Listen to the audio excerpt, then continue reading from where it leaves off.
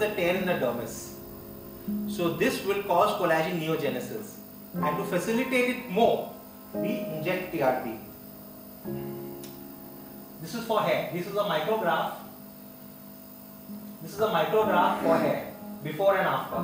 One sitting, 1 month. Usually for hair, it's difficult to have a naked eye appearance after one sitting, because hair normally grows at a rate of 1 millimeter per day in a healthy individual. In an individual who is under some kind of a disease, the rate of growth is slower. So definitely, and in hair there is only two things to remember. One is to increase the blood supply, and two is to stop the DHT production. I don't think there is any other way of increasing hair growth, especially in a male pattern baldness. So over here, what we do by injecting these VEGFs or these growth factors, we increase the blood supply. We increase the blood supply to the follicles. Now, one follicle may sprout 2 or 3 hairs. If you see, the follicles are the same. If you do a follicle count, the follicles are the same, because the follicle is a pilosebaceous unit. One follicle may sprout 2 or 3 hairs. That's how the patient gets a cover. But if the follicles are fibrosed, like if you see over here, the follicles are fibrosed. There is no hair. Over here, the follicles are, you can see this white fibrosic band.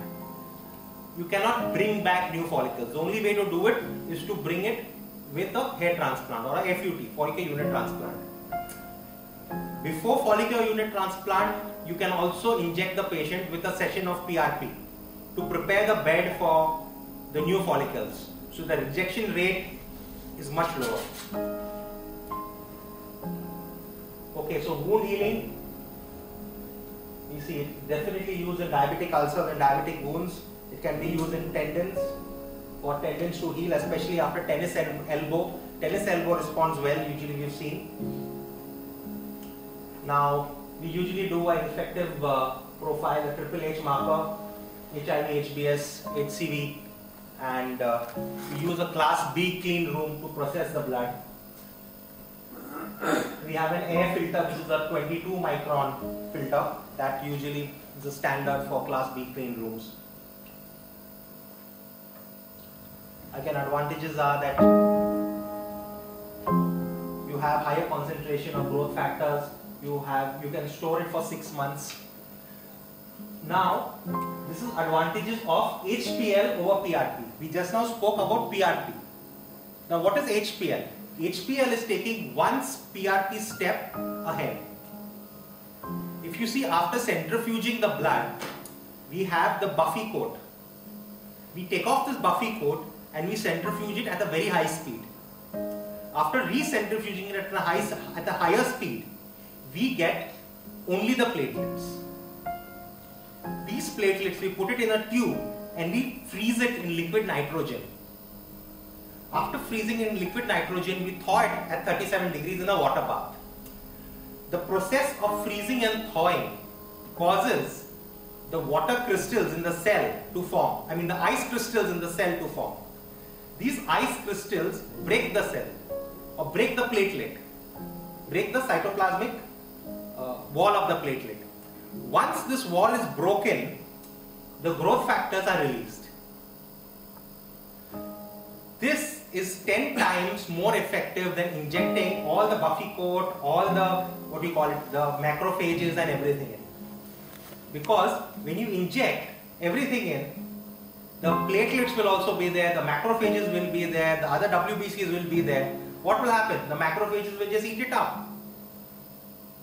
But here we want the growth factors which are inside the platelet. So we break the platelets and put those growth factors into the skin. So there is no question of macrophages eating it up, and that gives us 100% or a much better effect than doing plain PRP. This is how HPL is done. We first collect 50 ml of blood in a clean room. We centrifuge it. After centrifuging it, we freeze thaw the platelets. Now the platelet lysate that we get is very small. So what we need to do is we need to add the patient's own plasma back to increase the volume. After adding the own plasma back in the same tube, we vortex it so it gets mixed very well and then we re-inject it. So basically, contraindications of PRP, there aren't any direct contraindications unless the patient has some platelet dysfunction syndrome, critical thrombocytopenia, hemodynamically unstable. Autoimmune disease, again question mark, because we also use PRP as an autotherapy. So autoimmune disease is not yet proved. Sepsis, acute chronic infection, again malignancy, I have never used it in malignancy, but it's in the textbooks. Chronic liver pathology, pregnancy, of course, we never use it. And patient is on anticoagulant therapy. We don't use it because the amount of platelets are low. So these are some references from PubMed showing PRP is an accepted procedure, especially in orthopedics, where it helps healing and where it helps the tendons to regenerate, helps the cartilage to regenerate. Are there any questions? What is the RPM from the centrifuge? Yes.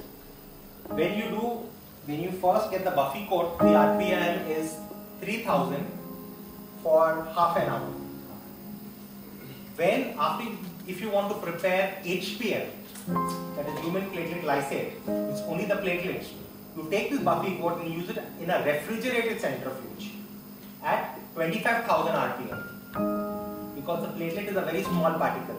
It's smaller than the RBC. So the smaller the particle, higher the spin. Since we take the 25,000 RPM, we do not put it in the liquid nitrogen. Can we use just like that? Without macrophages and without others? See, you can use it. Without dissection. You can use it like that, but again it's of no use. Because once you inject the platelets back inside, the body's own macrophages will eat it up. You said that anytime there is an injury, the platelets act.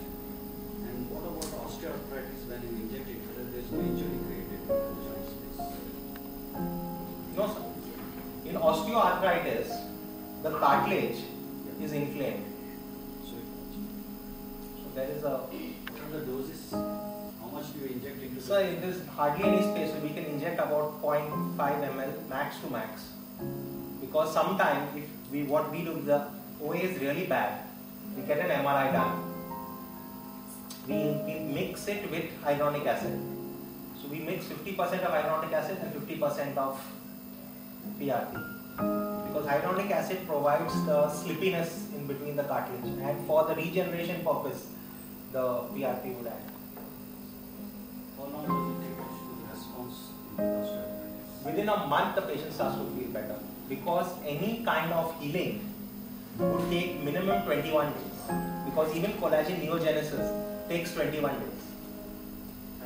Is there any confirmation by arthroscopy study about the healing of the cartilage?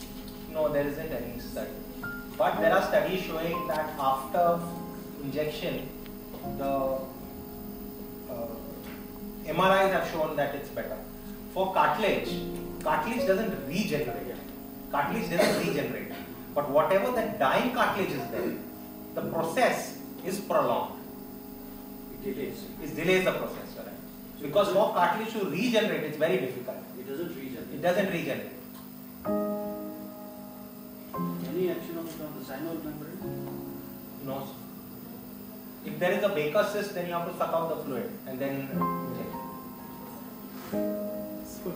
For the face, how much of for full face, how much of blood one needs to take in order to have enough material for? So you can take about 50 ml of blood, or if you want to still go on the lower side, it's 30 ml, between 30 and 50 ml. And at what level do you inject? At the dermis, into the dermis. What is the dilution in Botox and fillers? What is the ratio of dilution? See, that depends upon what exactly, how deep is the wrinkle. If it's a very deep nasolabial fold, no matter how much of PRP you put, it won't affect. If you want to lift the cheek, no matter how much of fluid on PRP you put, it won't affect. You have to take a thicker what you call it, a thicker filler, something as 28 or 30 milligrams per ml of hyaluronic acid, and then inject it, then it will work. And in the case of Botox, it's usually a 5-time dilution, the normal means of Botox. You take, if you are injecting the full face, you take only half ml of that. It's more than enough. Can we use PRP in the wound gap? In the? Wound gap? Yes. Inflamed wound. Absolutely. Because you want growth factors, you want small blood vessels to come out and close the gap. So, absolutely. In fact, PRP in medicine is mainly used to treat diabetic wounds and wounds rather than aesthetic.